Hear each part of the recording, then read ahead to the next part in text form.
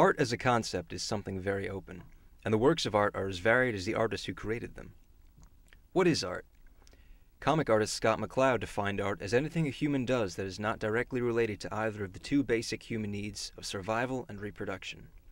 It's a very broad definition, and rightly covers many things. One of the newest, often tied to the art form of cinema, borrows many elements, yet has a history and uniqueness all its own. This medium spent its infancy as a mere curiosity, has often been taken as a business more than an art form, and contains great potential for creating works of staggering beauty.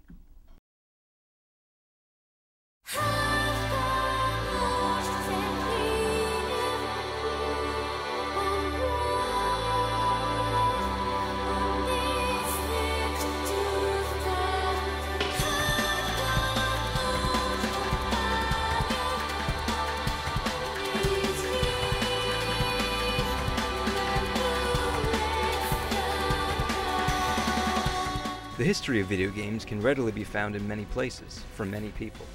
The unasked question is this: are video games an art form? How does one define a video game anyway? An interactive storytelling device? The next big cash cow? A complete waste of time? Let's take a look then at the belly of the beast. Certainly the second definition has to be part of the equation.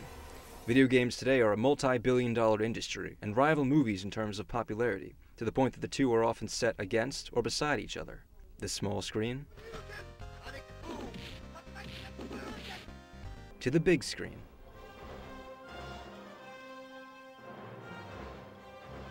And back. Hey, no one said the results had to be any good. The comparison remains, however. The two media practically live together. Rare is the high-budget blockbuster without a companion game to rake in more revenue and enthrall devoted fans. Games like Enter the Matrix are proof positive of this attempt to intermarry the two. Much effort has been devoted to making video games more cinematic, to the point of using actual cinema. I can't believe it. We did it. Did what is the question? I told you the result didn't have to be any good. In fact, most cases of this odd couple have proven to be quite the opposite. That is, harmful to both parties. The public ends up with two mediocre products that are worth less than the sum of their parts. So why the push to make one more like the other? For that matter, why is it so one-sided? Why not, in the same vein, make movies more like games?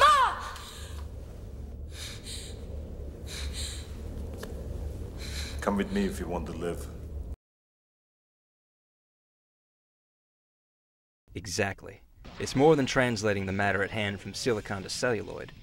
Now, there have been experiments in this vein. The most done, however, has already been done. Even the most cinematic video games have, of necessity, a level of interactivity orders of magnitude greater than the most interactive movie. Games can have cinematography, voice acting, and a powerful score. I need more power. And we're supposed to be twins. Twins. Right. However, it's more than a dramatic angle. Or a funny line. You smell like bacon and oppression, man. Or any of the other trappings of movies that give games their unique power as a medium for art. A well-done movie makes the viewer cry, scream, and gasp with the characters on screen. They become the viewer's family and friends. Still, the average viewer never says or thinks, "She just kissed me," when watching a kissing scene. Just as the average player rarely, if ever, says, "That character beat my character."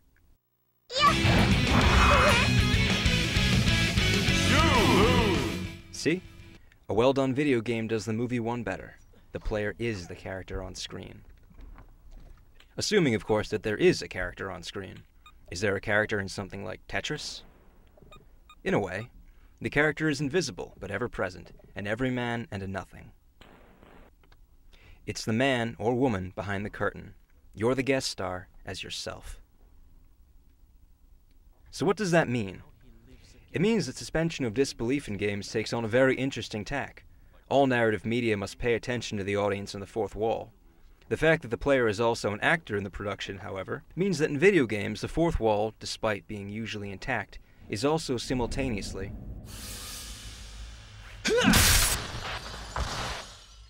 broken. This quirk, in turn, gives new meaning to all that transpires within the game's boundaries. In a video game, audience participation is immense and more important than anywhere else.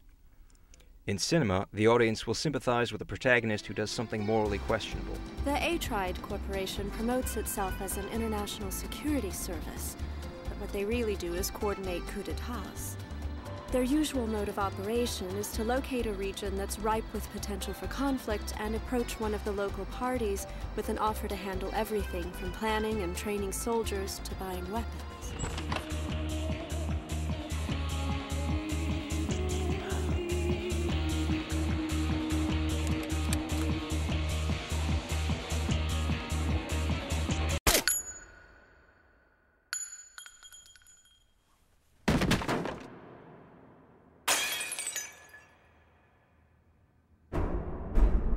In a game, the audience is the one that must make the decision, and deal with any consequences that arise.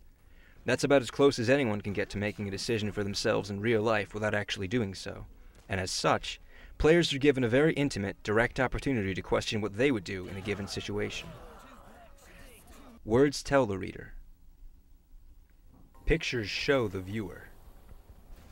Games empower the player. That is the key to the medium. Of course, there is the notion that there isn't much artistic quality in video games. Examples ranging from big productions like Taz Wanted to small freeware games like Gunmaster Onslaught may or may not have the flair as far as mechanics go. But what of the narrative, the theme? Many, even among the mechanical gems, fall flat. Perhaps that's the proof that games can't possibly make good art. Maybe it's the same for books. Maybe it's the same for movies. Anyway, got that out of my system. Roll Fizzlebeat. The preponderance of stale hackwork among all media is symptomatic of something wrong, to be sure. But the presence of bad works is no insurance against the presence of good works. Games such as Shadow of the Colossus and looser software toys like The Sims easily outshine their dimmer contemporaries. Shadow of the Colossus begins with a premise and piles on very little else. The narrative is hidden, left for the player to discover. How? The player might note the visuals, clues hidden subtly in motion, and, most importantly, the experience is shared between the player and the wanderer. By seeing the quest through his eyes, fighting his battles, taking his wounds, sharing in the bittersweet of his victories, the player just might find a very deep and personal understanding of the what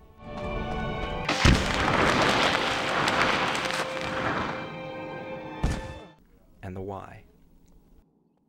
The Sims, likewise, has a premise and little else. From there on in, though, it's much more open, and much more engrossing. Perhaps the player makes two Sims, both living in one house. What's the rest of the story?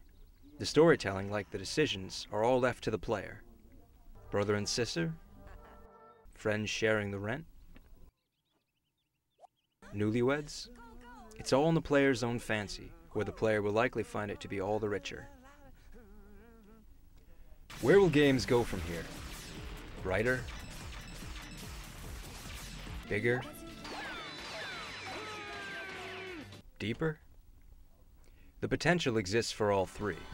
Whichever one the player seeks is, as usual, their choice.